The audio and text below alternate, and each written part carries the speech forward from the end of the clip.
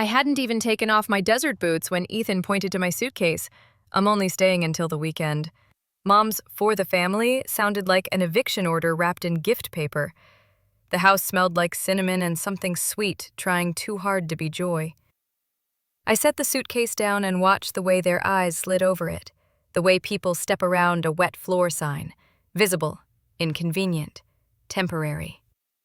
Christmas lights blinked on the fake pine like a heartbeat that didn't belong to the room. From the porch, I'd used the old trick, hand under the rim of the potted fern, cold ceramic cutting my palm until my fingers closed around the spare key. This house still opened when it wanted something, never because it missed me. Ethan raised his glass as if toasting an agenda. "We're on a tight schedule," he said, and Brooke nodded with that retail smile that offers options you have to pay for. Mom fussed with the ribbon garland, not looking at me, only at symmetry. "Everyone pitches in," she murmured to the tree, as if the plastic needles could sign checks. The television played a carol from another decade. I kept my coat on and let the cold cling a little longer. Deployments teach you to love air with edges. It keeps you awake. I glanced at the mantel, photos from last Christmas. Ethan in a sweater, Mom with a mug, Brooke framing her smile with the tree in the background. There was space where my picture might have gone, a neat rectangle of dustless wood that had never been touched. "Venue deposit is due," Brooke said, laying out swatches like battle maps. "Lighting package, floral upgrade, backup generator in case of snow. It's a whole thing, manageable, if we're united," Ethan added. That word, united, landed like a command. Mom finally turned, expression set to gentle. "Your brother has carried a lot. You've been away. It's time to show up." I slid my glove off and pressed my thumb into the leather handle of the suitcase until the seam dug in. "Where am I sleeping?" "In the guest room," Mom said. "Your old room is full of gifts. Temporarily." "Gifts take up more space than people," I said. No one laughed. The reunion table formed itself without asking me to sit. Scented candles, gold rim plates, a runner that said joy in looping script. Ethan gave me an efficient smile. "We kept your stay simple. Through Sunday keeps things smooth. After that, we'll all need space." "Space," I repeated, looking at the polished table. "Right." We ate noisily to drown something. When Brooke lifted a spreadsheet on the tablet, it reflected green cells in her eyes. "So, contributions. If Morgan can take the florist and a portion of the venue buffer, that balances the sheet." Mom added softly, "You're so disciplined with money, dear. You don't splurge. That kind of self-control could really bless the family." And there it was, dressed in pastel. Discipline equals available funds. I placed my fork down, the sound crisp against porcelain. "I'm not contributing."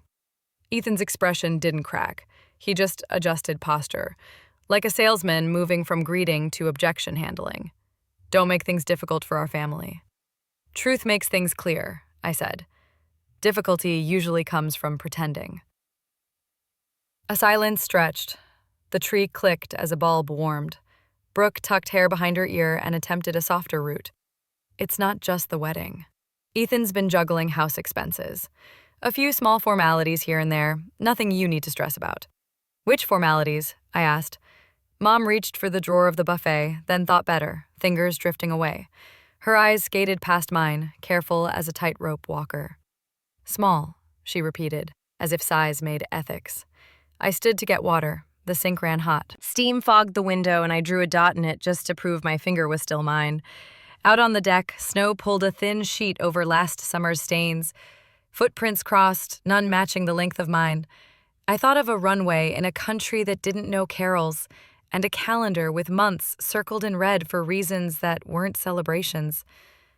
Back at the buffet, a clear sleeve peeked from the half-shut drawer, a corner of thick paper, a circle of ink stamped too heavily, darker at one edge, as if the notary had leaned her weight into it.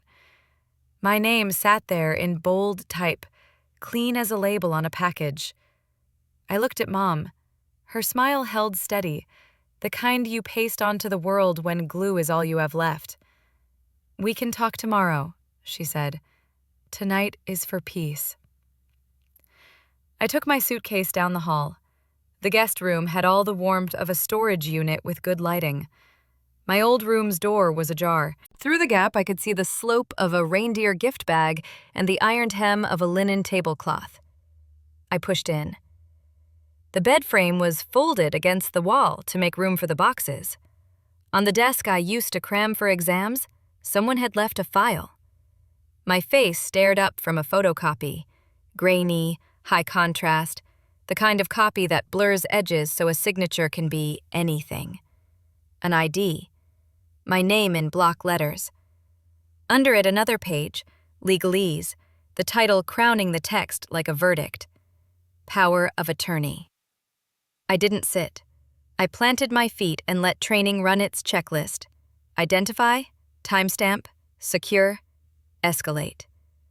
The smell of paper dusted with perfume scratched my throat. I flipped to the last page. A scrawl that looked like my name, curved wrong at the loop. A notary seal, date aligned neatly in a month I was sleeping on a cot 8 time zones away. "Tomorrow," Ethan said from the doorway, as if he'd been there longer than his shadow. He knocked after speaking, the courtesy late. "We'll keep this smooth if you don't dig in." "If it's smooth, it's because it's been sanded," I said. "Question is, what got taken off?" "You're tired," he countered. "Don't bring your field energy into a holiday week." "I'm on leave," I said, "not lobotomized." He leaned an elbow on the frame, palms up, an actor showing he had no weapon. "The phrases you use, so dramatic." "Words are evidence," I said, sliding the file into my suitcase. "But paper beats words." He laughed once, without mirth. "Sunday," he said, and left. I closed the suitcase and the room shrank back to its inventory of boxes and staged cheer. On the top shelf of the closet, the shoebox I'd left as a teenager was still there, empty now. If I tipped it, only dust fell out, soft and honest. I set it upright again. Through the wall, voices softened, and then rose in little spikes of laughter timed for effect. They were good at keeping rhythm together. In the kitchen, I poured myself tap water and drank until the glass fogged. Mom wiped a spotless spot on the counter. "Don't be harsh," she said, voiced like a lullaby someone else asked her to sing. "I'm accurate," I replied. "Harsh would be careless." She straightened, misplaced courage fluttering in her throat. "Your brother. He means well. He's planning a life. That takes support." "Planning lives has been my job for years," I said. "It never required stealing one." Her shoulders curled inward. "We never steal," she whispered. And in that verb I heard the plea. Let this be miscommunication, not misconduct. I set the glass down. Then there won't be any problem showing me every formal thing with my name on it. She glanced toward the drawer again. The ribbon on the runner shifted in the heat from the oven and settled like a snake going to sleep. I didn't press. I know when a door will not open until the person holding it decides embarrassment is heavier than fear. Back in the hallway, I paused at the potted plant. My fingertips brushed the lip where the spare key hides. Clay grains clung to my skin, the color of old dust on boots. In a different country, I learned to take cover before deciding whether to advance. Here, I would do the same, behind paperwork, behind date stamps, behind the parts of the system that pay attention when people pretend not to. In the guest room, I pulled the zipper of my suitcase halfway and laid my palm on the file. Not to soothe it, paper doesn't have nerves, but to set a promise in my bones. No panic. No speeches, no favors. The plan is the plan. Collect, verify, present.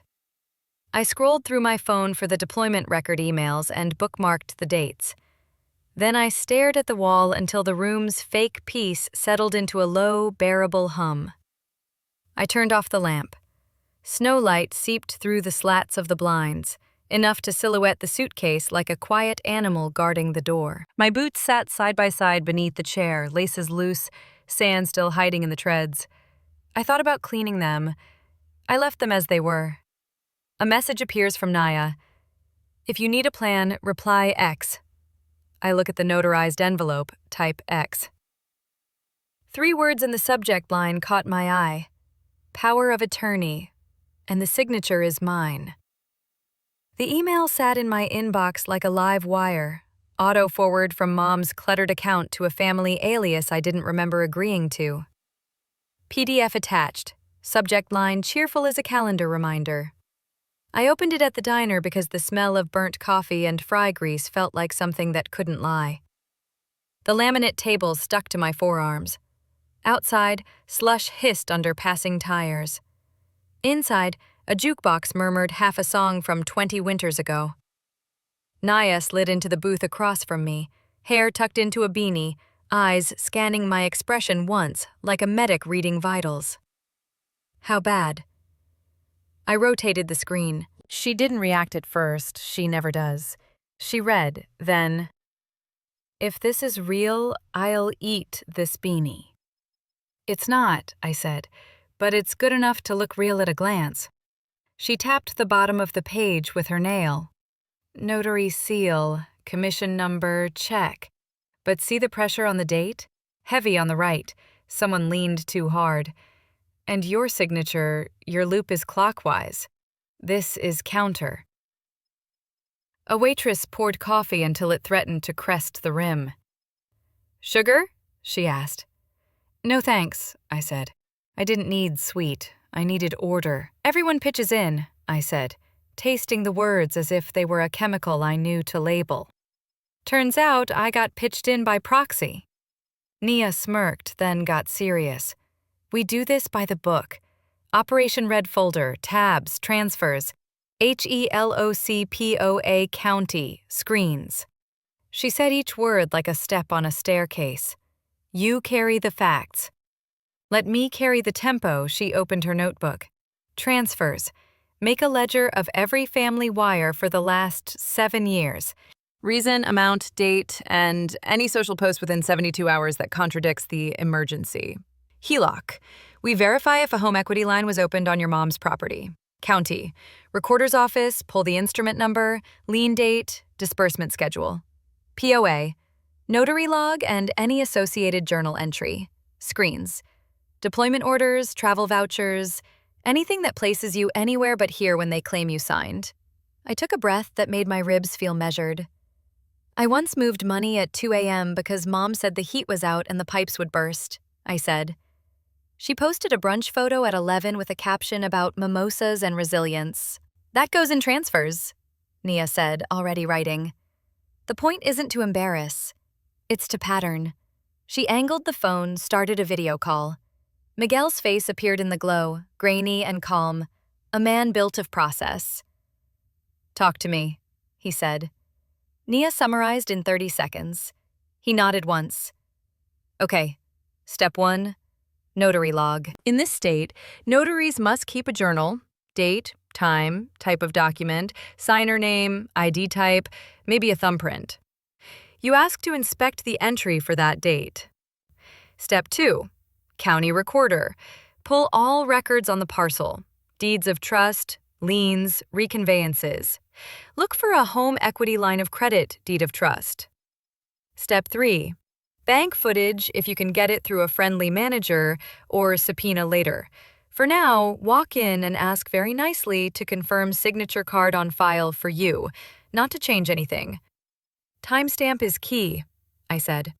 Alibi beats anecdote, he said. Bring your deployment orders.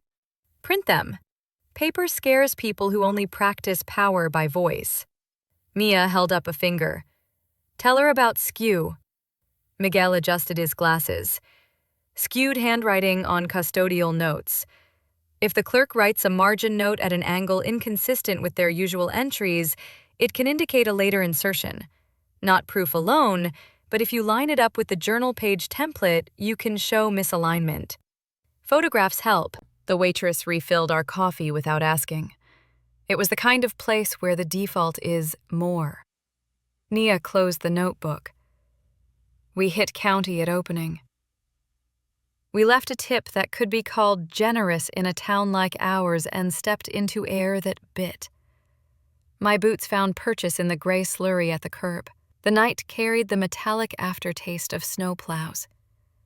I slept 3 hours in a rental motel where the heater wheezed like an old smoker, then woke before the alarm and reviewed my orders. Dates, locations, signatures as clean as a drill command. The county recorder's office smelled like dry paper and toner warming up. A flag hung too close to a vent. The clerk behind glass wore a cardigan with snowmen marching across the shoulders. I slid a parcel number on a sticky note under the slot. "Records, please," I said. She typed. The printer chirped. Pages spat into the tray with a rhythm like deal, deal, deal.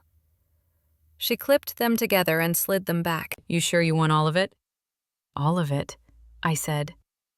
The HELOC deed of trust sat in the stack like a dark tooth. Borrower, Karen Hale. Signer, by power of attorney, Morgan Hale. Lender, a bank that likes its name in serif. Instrument number, page, book. Date recorded, last spring. Disbursement history, partial draw, then another.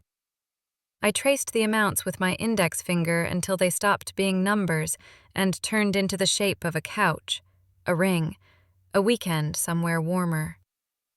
"Is there a notary journal available?" I asked. The entry for the day this was executed. She pursed her mouth into something sympathetic. "Not here. Notary journals are held by the notary, but we can tell you the name and commission number." She pointed at the seal. "You can contact them. Or, if the document was signed at a bank, sometimes managers keep a duplicate log." Mia leaned in, friendly where I was exact. "We'd love a copy of the notary name and commission." And while the clerk wrote it down, I lifted the HELOC pages to the fluorescent light. The paper cast a slight shadow where the seal's ink had seeped. The signature that claimed to be mine didn't know how my hand pauses before the final stroke. It ran through like someone late to work. "Anything else?" the clerk asked. "Chain of title for the last 5 years," I said. "All instruments." She printed more. We gathered the stack like a blanket we didn't want but needed. On the way to the exit, I noticed a bulletin board with a copy of the Secretary of State's notice about notary conduct. Journal must include date, time, type of act, character of instrument, signature of each person whose signature is notarized, type of identification, and fee charged. There was a cartoon gavel in the corner. I took a photo because sometimes the obvious is the most powerful thing you can read aloud. We crossed the hall to the notary's office listed on the seal. It turned out to be an alcove in a mailing services store. The notary, a woman with careful eyeliner, glanced at the slip with her name on it and took a breath that said she hated this part of her job. "Journal inspection?" she asked. "Yes," I said. She brought out a thick book with a black cover and set it on the counter between us like a compromise. I flipped to the month in question. Lines of tidy entries formed a grid of small obediences: name, document type, time. Then the day. 2 inches of morning signers, package of wills, DMV form, a copy certification. And there, Karen Hale, POA, 10:52 a.m. Signature, a thin approximation of mine. ID, State DL. Fee, $5. The second line. Ethan Hale, witness. Time, 10:53 a.m. The ink was the same shade, but the pressure marks on the paper told a different story. Lighter here, heavier there. The Morgan in the signature box wore its G like a borrowed coat.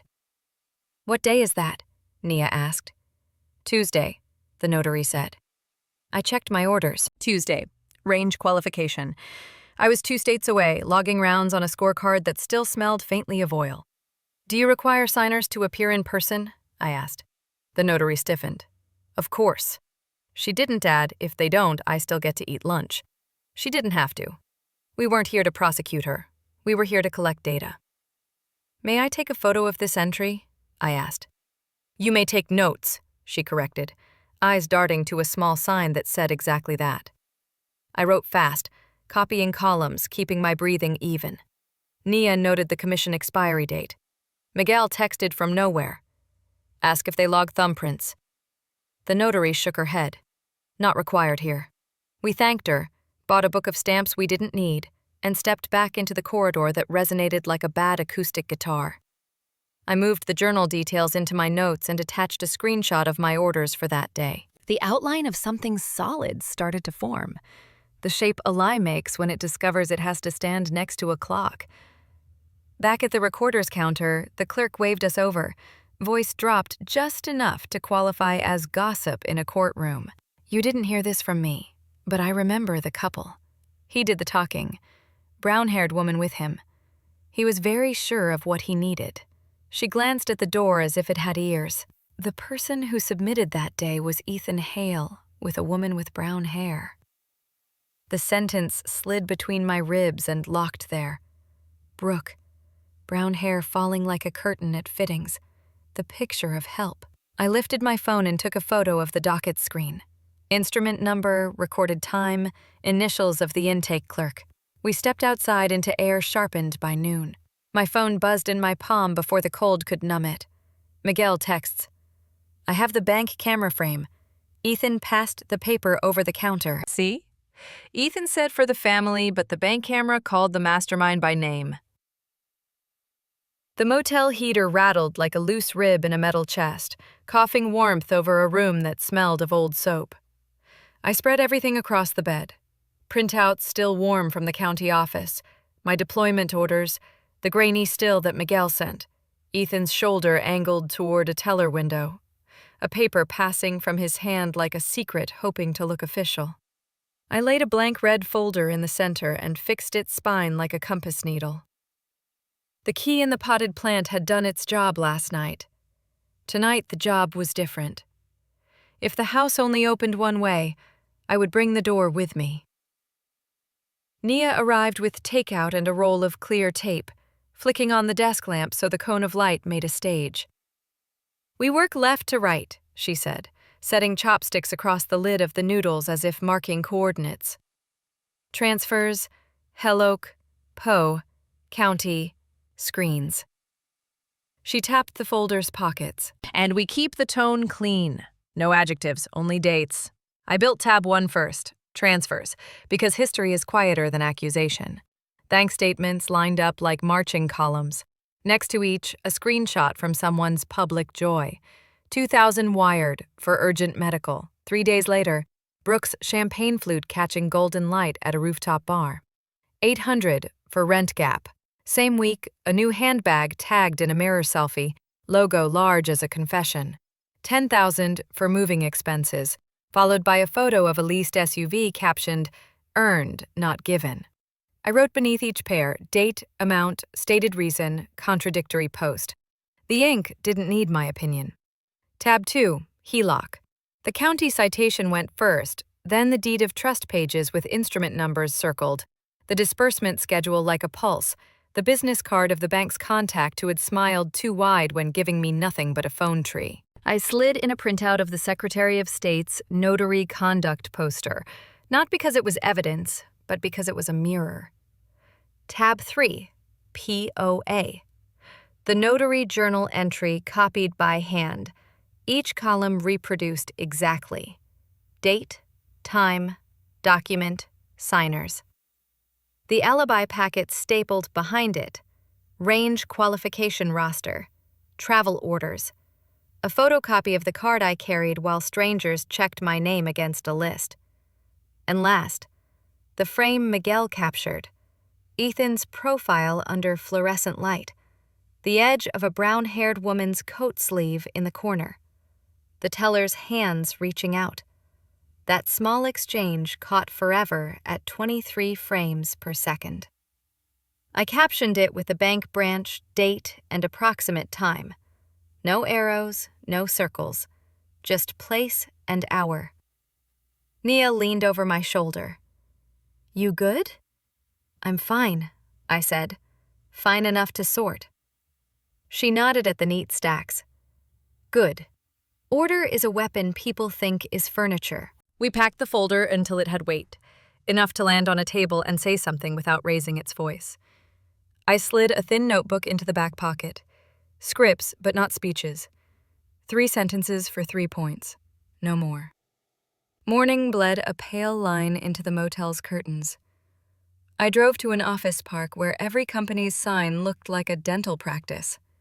Ava Whitaker's name was on frosted glass, the font plain as a verdict. Inside, she shook my hand once, scanned my face the way surgeons glance at a chart, and gestured to the conference table. "Let me see it." I opened the red folder. Ava's eyes moved like a metronome set to human speed, left to right, top to bottom. Pause. Next page. She didn't hum, didn't nod. She absorbed. When she finished tab 3, she clicked a pen and wrote 2 things on a legal pad: demand and affidavit. She tore the page in half and slid the words to me as if furnishing a room. "I'll draft demand letters for Ethan and Karen with attachments referenced by exhibit letter," she said. "And I'll prepare an affidavit for you. Simple, factual, signed before a notary tomorrow." She tapped the folder once with the back of the pen. "You're not here to debate. You're here to present." Repeated. "No persuasion, just presentation," I said. Her mouth flicked. "Exactly." We ask for 3 written responses: acknowledgment of debt, consent to rescind the HELOC, and withdrawal of the POA. 10 business days.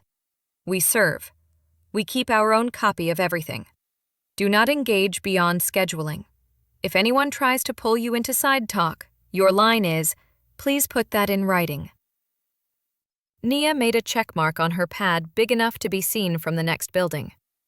Miguel chimed in from my phone on speaker, his voice a steady wire.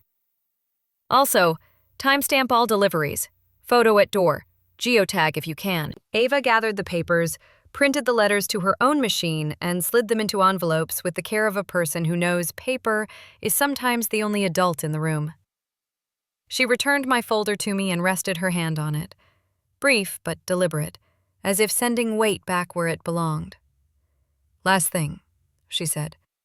"Don't explain your service. Don't explain your choices. But the records talk." I drove to Mom's house in daylight because some confrontations deserve sun. The kitchen smelled like cinnamon again. The television rehearsed another carol.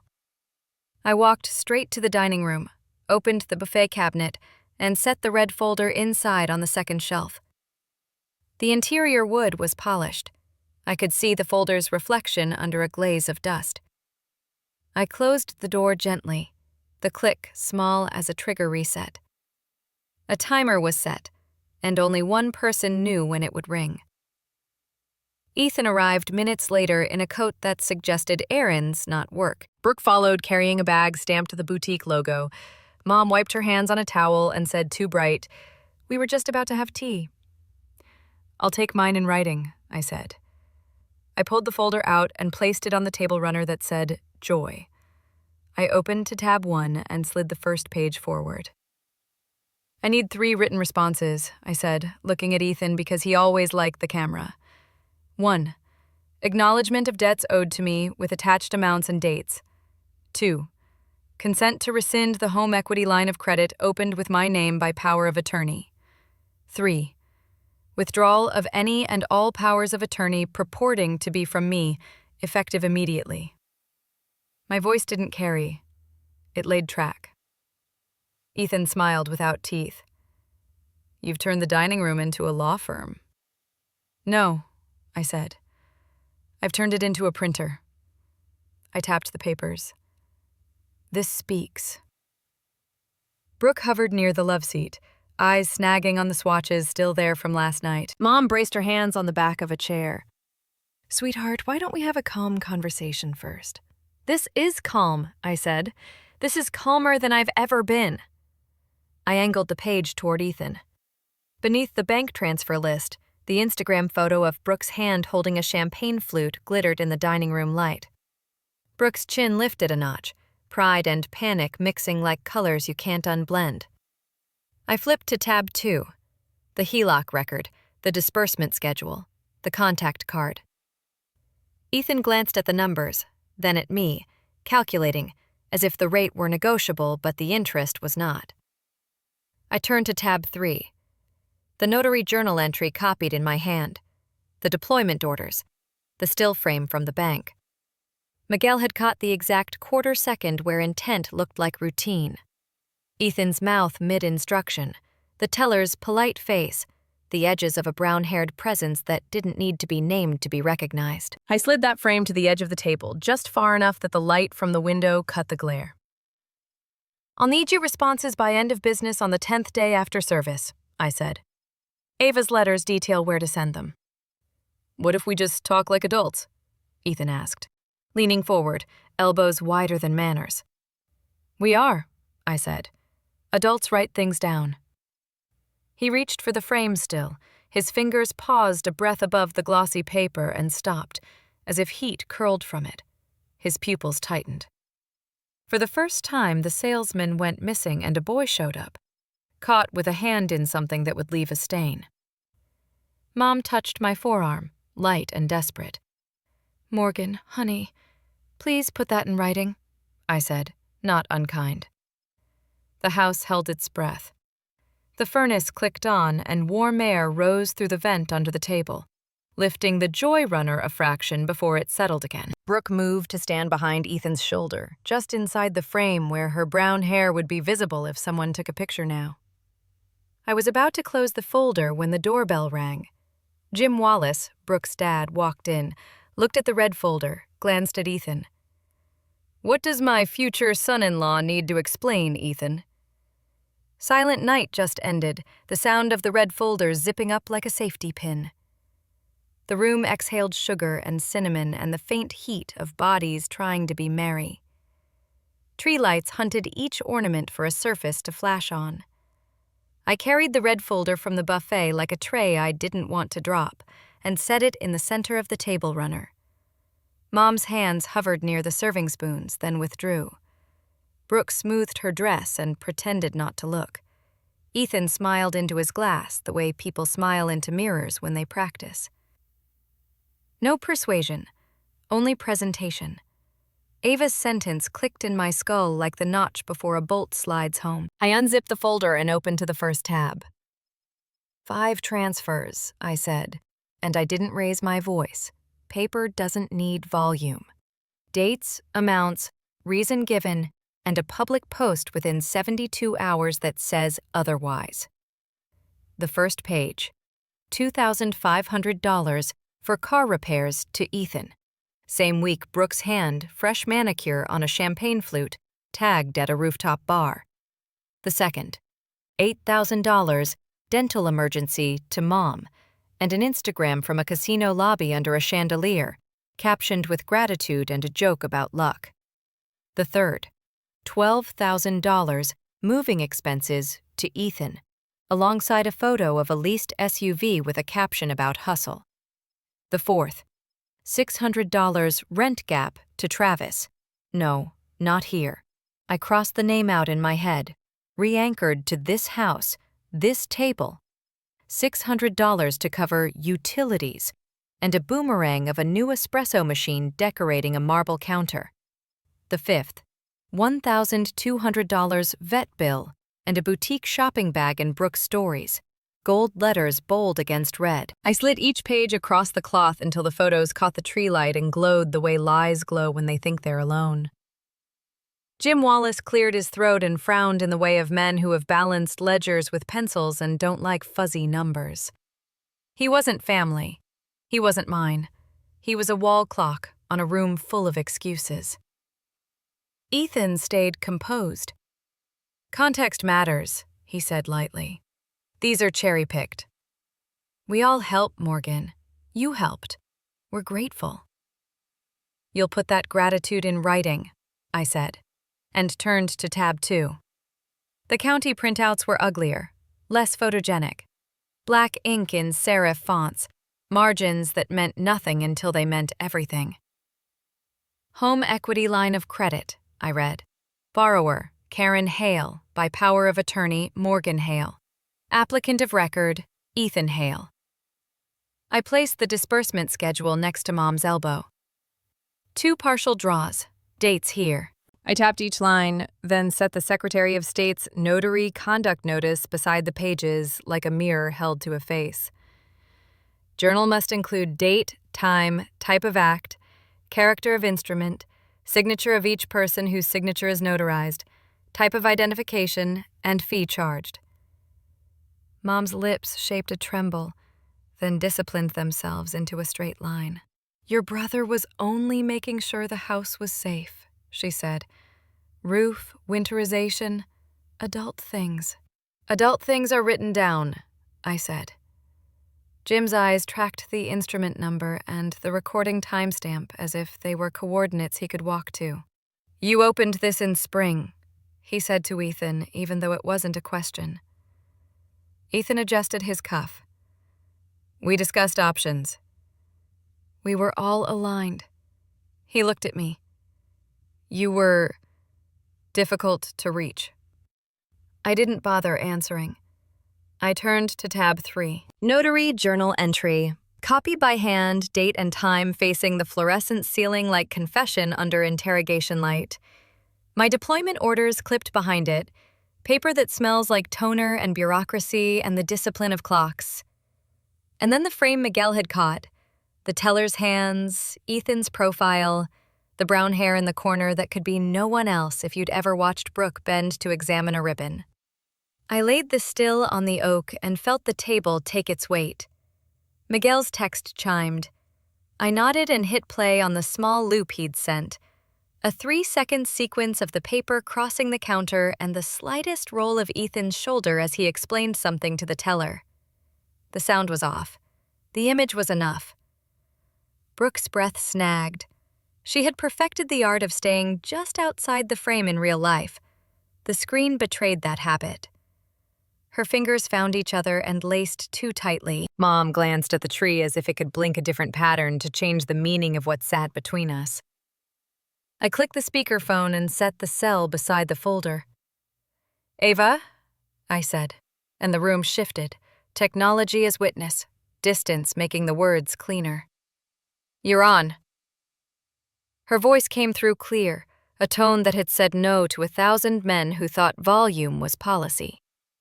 "Good evening," she said. "Per my letters served today, I'm reading the demand summary for the record. Item 1. Written acknowledgment of debt owed to my client, Morgan Hale, with amounts and dates as listed in Exhibits A through E. Item 2. Consent to rescind the home equity line of credit opened using a power of attorney purportedly executed by my client. Item 3. Written withdrawal of any and all powers of attorney purporting to grant authority from my client to any party. The response deadline is 10 business days from service." Silence afterward. The kind that amplifies cutlery's small betrayals if anyone dares to touch it. Ava continued, gentle, the way a scalpel can be gentle. "If you intend to contest any exhibit, please do so in writing, with supporting documentation. Do not contact my client directly for debate. She will not engage." Jim shifted his weight and turned to Brooke. Not unkind, not rescuing. "Is this witness signature yours?" he asked, pointing to the scrawl in the Notary Journal's witness column. His voice carried years of staff meetings and invoices and a daughter he loved enough to want her to see straight. Brooke mumbles, "Ethan said it was just a legalization." The sentence hung in the air, small but heavy, a bead of condensation forming at the tip of a blade. Ethan clapped his hands. Misunderstanding. I pushed the cover. The ID has the signature area erased. The Christmas tree lights flashed. Silence fell. After that night, two things run fastest: snow on the porch and lawyer emails. Ava's subject lines stacked like instructions. RE demand. RE service confirmed. RE response received. The response was what we expected: denial in a suit and tie. All allegations are categorically false, Ethan's lawyer wrote, and any documents presented are taken out of context. Denial is always dressed. Miguel's package arrived minutes later, plain brown in the inbox, no adjectives in the attachment names. Trace_HELOC_draws.pdf, LLC_ledger_extract.csv, merchant_codes_notes.txt. He had followed the money as if it were a person trying to slip out a side door.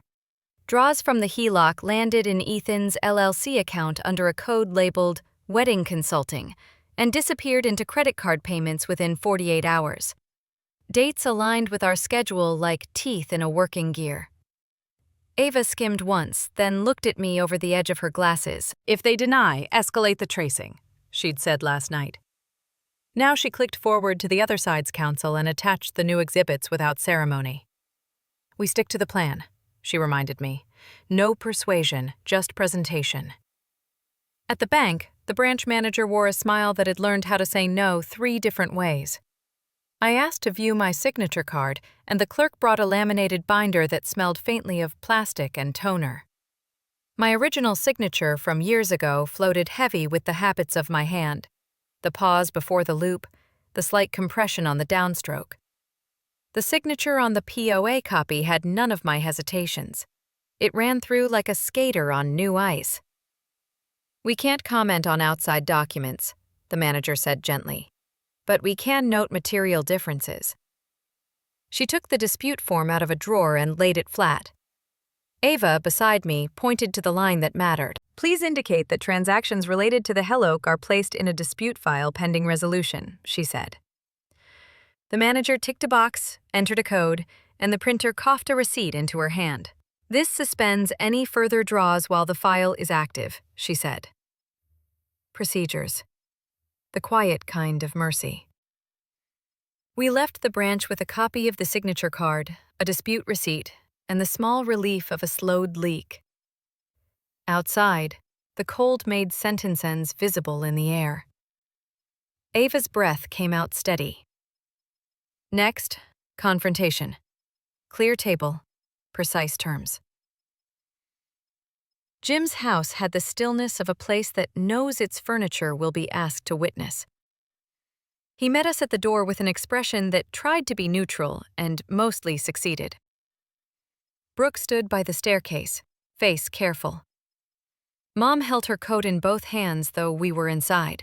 Ethan arrived with his lawyer, a man whose briefcase looked like it had cost a month of someone else's rent. We sat in the dining room where there were no holiday runners, just wood that showed every scratch. Ava placed 3 documents on the table and squared their corners as if alignment could bless intentions. Acknowledgment of debt, she said, tapping the first. Consent to rescind HELOC, the second.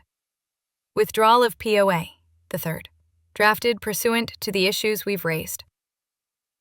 We are here to finalize. Ethan's lawyer laced his fingers. There is no basis. Ava didn't look at him. Please put that in writing, she said to the heir, then resumed, addressing Ethan directly.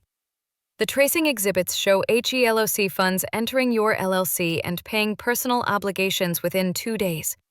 We are not litigating here. We are closing a file. Miguel had printed the flow diagram onto one page. Ava slid it forward. Arrows, dates, transaction IDs.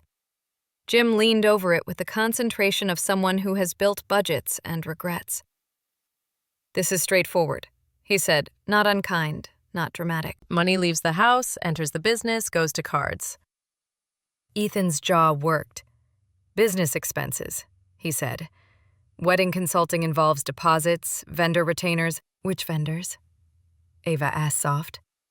The ledger doesn't list any. It lists credit card issuers. Brooke spoke without permission, the words scratching its way out. We used my card for deposits, she offered, then stopped when Jim turned his head. He didn't glare. He looked at her like a man setting down a weight he'd been carrying too long. Mom placed her folded coat on the back of a chair and smoothed it once, twice. Isn't there a way, she began, to handle this in-house? Without... In-house is how we got here, I said. This is how we get out. Ava laid a pen on the table, its barrel heavy enough to make a sound. To Ethan.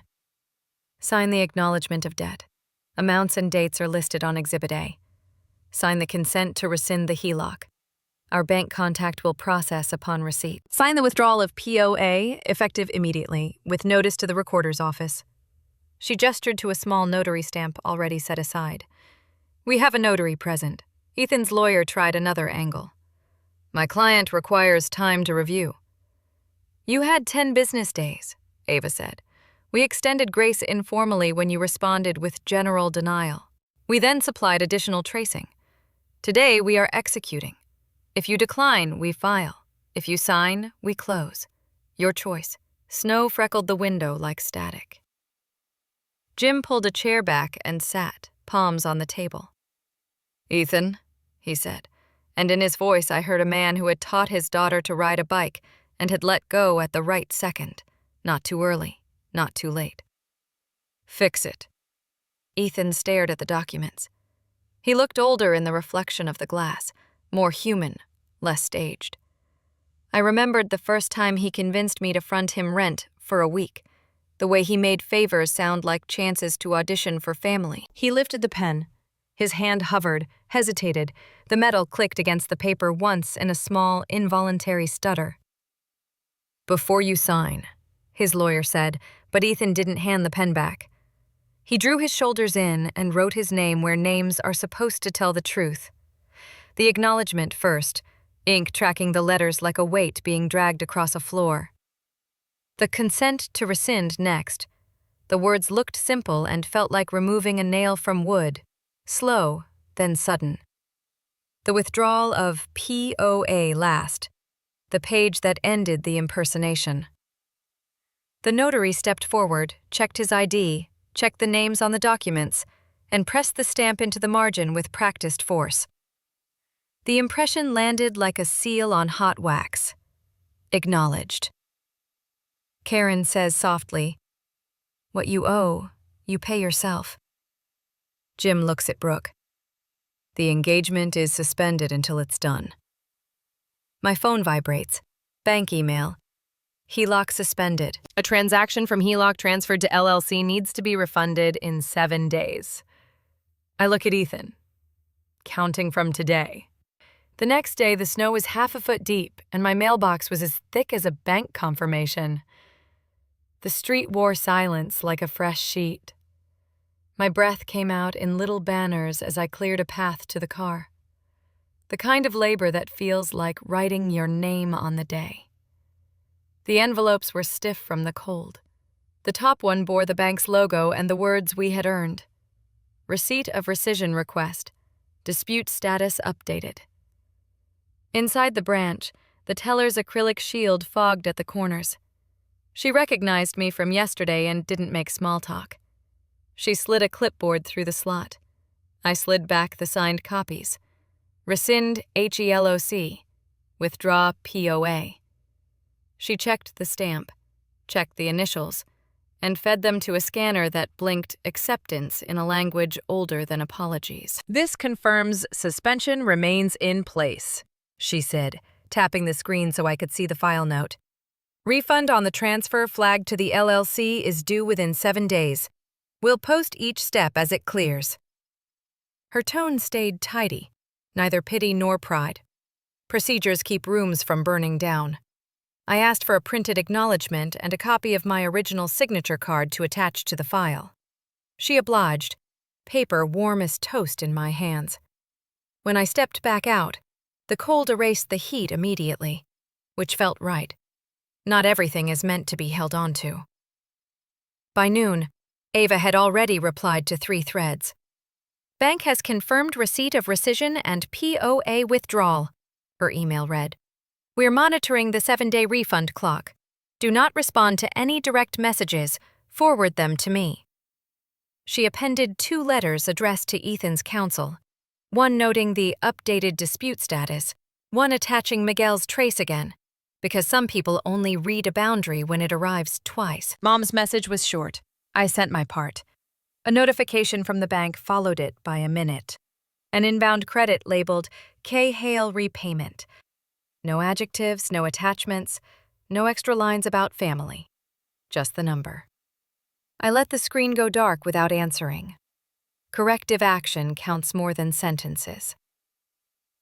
Ethan didn't write, the system did. An automated email from a third-party payment processor arrived, with a subject line designed not to be dramatic. Installment plan activated. The amortization table inside broke months into squares and ciphers. It looked like any other plan, which is the point. Consequence should be ordinary. A second email confirmed a scheduled debit for the end of the day, the first inch of a long path. I drove to the new place after lunch, slower than usual, letting the tires comb lines into the snow. The street curved around a small park. Swings hung still, each seat holding a little drift like a folded letter. The house was quiet in the particular way new houses are. No ghosts, just air. I carried 2 boxes at a time, boots leaving a pattern that said human, present, unhurried. The kitchen was smaller than the one I grew up in, and kinder. I wiped the counter once with a towel, not because it was dirty, but because ritual matters. In the cabinet by the window, I cleared the top shelf and set the red folder down with both hands. It fit exactly, which felt like a design I could claim. Justice memento, not shrine. On the lower shelf, I placed a green folder, fresh, plastic edges unscuffed. Inside, I slid the lease, the acceptance letter from the program that had scared me for years, the email thread with the nonprofit that didn't ask for a resume I had to translate. I added a printed page I'd titled the night before and taped to the inside panel where only I would see it. 5 lines, no decoration. Respect is non-negotiable. No more money, ever. Lying ends the conversation. Apology requires accountability. My service is not leverage. I read them once out loud, voice low, to test that they sounded like beams, not slogans. The syllables held. The green folder closed without protest. Boxes became rooms in the slow, necessary way. A mug on a hook, a pan in a drawer, a plant on the sill that doesn't need much water. The bed took shape in the bedroom with more light than I expected. The closet swallowed my uniform and my jacket without comment. I kept the boots by the door. Some habits remain not as wounds but as tools. Ava's last email of the afternoon was brief. Timeline intact. If you receive any attempted triangulation, calls, relatives, side messages, do not engage. I'll handle. I wrote back 2 words. Understood. Thanks. More would have been sentiment. Enough was the point. Toward evening, the light turned gold and then thin. I boiled water for pasta because cooking is a way to prove patience to yourself. Steam slipped up and peeled the edge from the day. I washed the single plate I'd used and dried it with the small towel I'd packed last, the one from the base laundry whose label refused to fade. Quiet changed flavor from empty to edible. I walked to the cabinet and closed both folders, one hand on each, palms flat. The red was a record of how I stopped bleeding. The green was a map for walking without checking every shadow for a hand. Between them, a person who doesn't owe anyone a rehearsal of her pain. I installed a small lock on the cabinet door, the kind with a latch you can flick with a thumb. When it's seated, the sound was modest but precise. I click the cabinet lock, hear a small click like sealing a fight. No win-lose, just restoration of order. I took out the trash and listened to the neighborhood. The bark of a dog 2 houses over, the soft shush of a shovel on a driveway, the faint squeal of a child's boot as it slipped and then recovered. When I came back in, the house felt more mine, for having been left alone a few minutes and found unchanged. The phone did what phones do. It lit the room from my pocket. Phone lights up. Paid. Installment 1. Message. I turn off the screen, pour water, stand by the window and watch the snow. Justice is late, but it is. The rest is their homework, not mine. As the dust of their denials settled, the red folder cut through the room like a polished blade, signatures trembling, stamps landing, and the pretenders left blinking under bright, ordinary light. She didn't gloat. She walked past them with the calm of someone who traded apology for proof and won. When betrayal feels safest, the clock is already carving its name into the ledger. Justice may ride a slow horse, but it never loses the trail. And when the latch clicked shut on her new life, it was clear. Lies make noise. Truth leaves a seal.